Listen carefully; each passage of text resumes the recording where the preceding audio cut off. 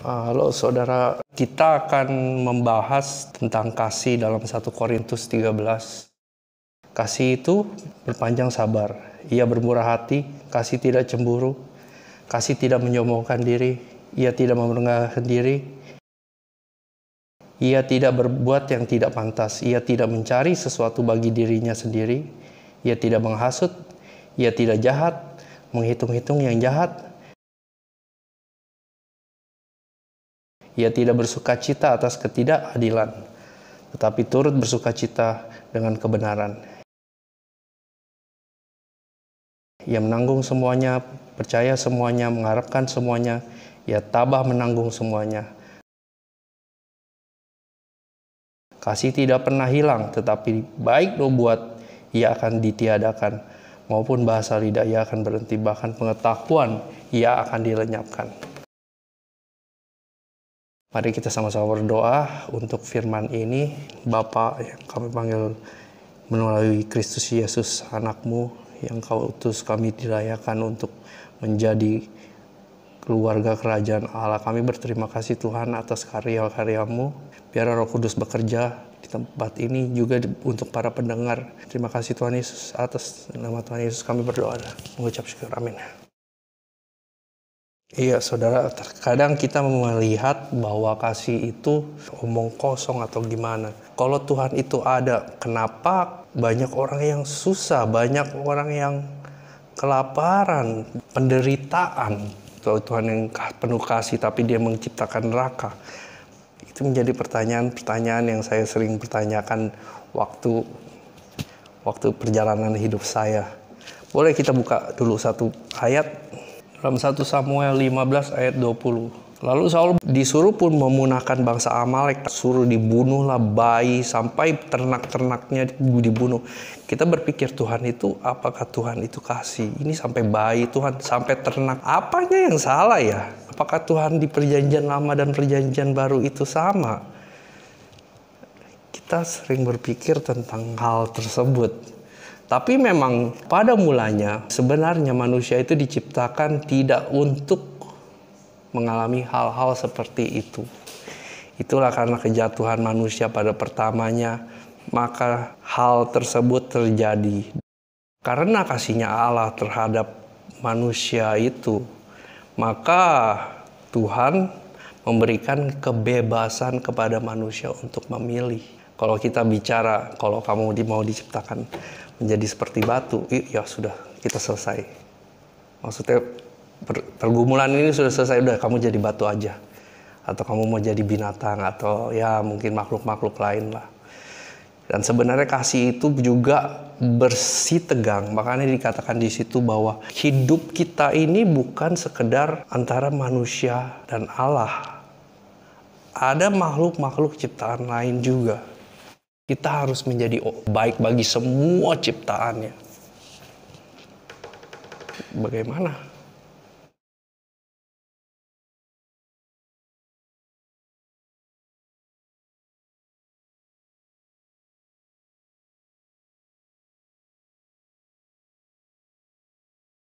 Dua Petrus 3 ayat 9. Tapi ia sabar terhadap kamu karena ia menghendaki supaya jangan ada yang binasa, melainkan supaya semua orang berbalik dan bertobat. Itulah keinginan Allah, supaya kita sebagai manusia ini tidak binasa. Di sini kita belajar juga tentang Yunus. Yunus yang sebenarnya dia adalah nabi Allah yang dipanggil ke sebuah bangsa yang jahat, bangsa Niniwe. Dia dengan hatinya sendiri berontak. Itu bangsa yang jahat Tuhan. Saya mau mereka binasa. Tetapi kasih Tuhan itu berbicara tentang hal yang berbeda. Tuhan mau menyelamatkan mereka.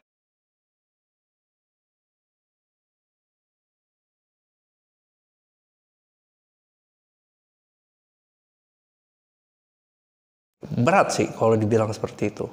Harus bersikap baik terhadap semua.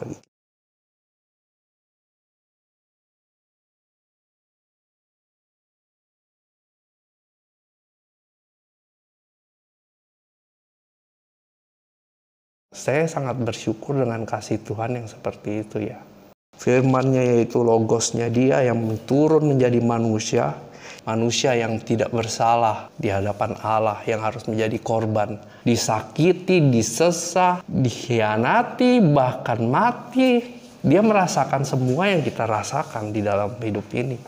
Saya rasa Tuhan memberikan contoh bahwa kasih aku, sampai aku juga mau memberikan Kristus yang aku kasihi.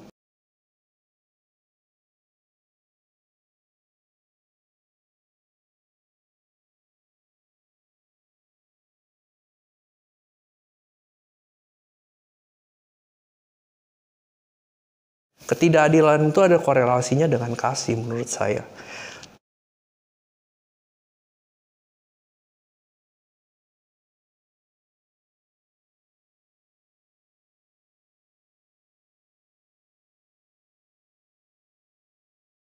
Sebagai manusia, bagaimana kita harus menjalaninya, yaitu melalui kasih.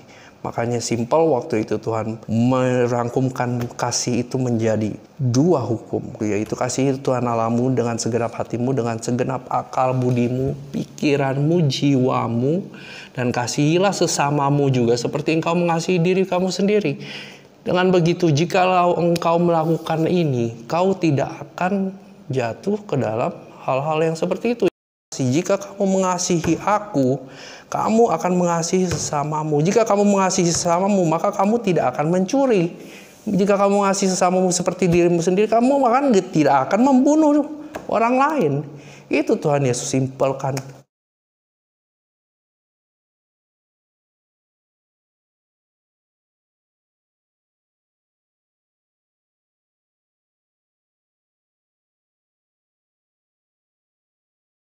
Dia menginginkan semua itu selamat.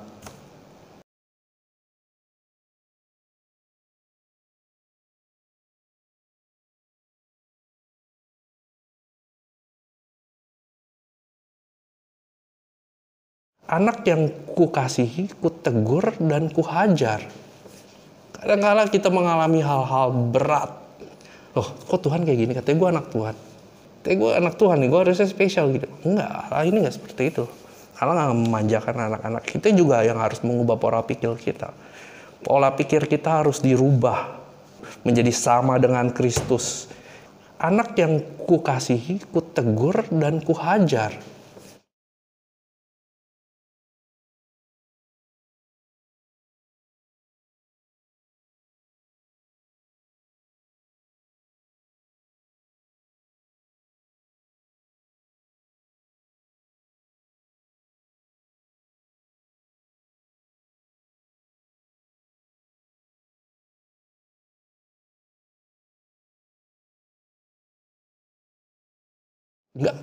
Nggak ada yang imun terhadap hal ini, saudara. Walaupun Rasul Paulus pun, dia berkata, tolonglah Tuhan, duri dalam daging ini dilepaskan dari aku.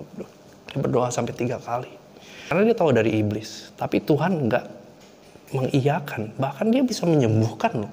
Orang sakit semua pakai sapu tangannya sembuh. Kenapa Tuhan nggak menarik diri dalam dagingnya ke dia? Karena kasihnya Tuhan. Tuhan lebih tahu segala sesuatu terhadap diri kita.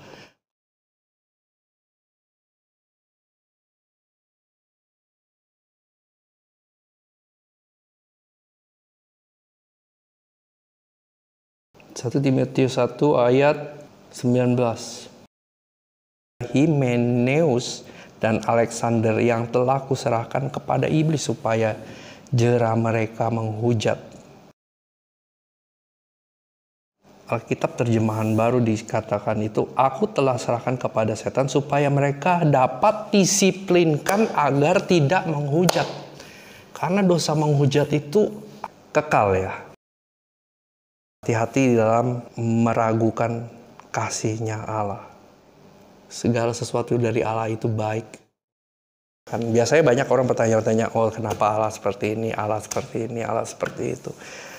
Di mata dunia buruk. Tapi percaya saja, Tuhan itu Allah yang baik. Dia tidak pernah akan meleset. Jadi ya kita bersikaplah seperti itu. Sampai sini saja.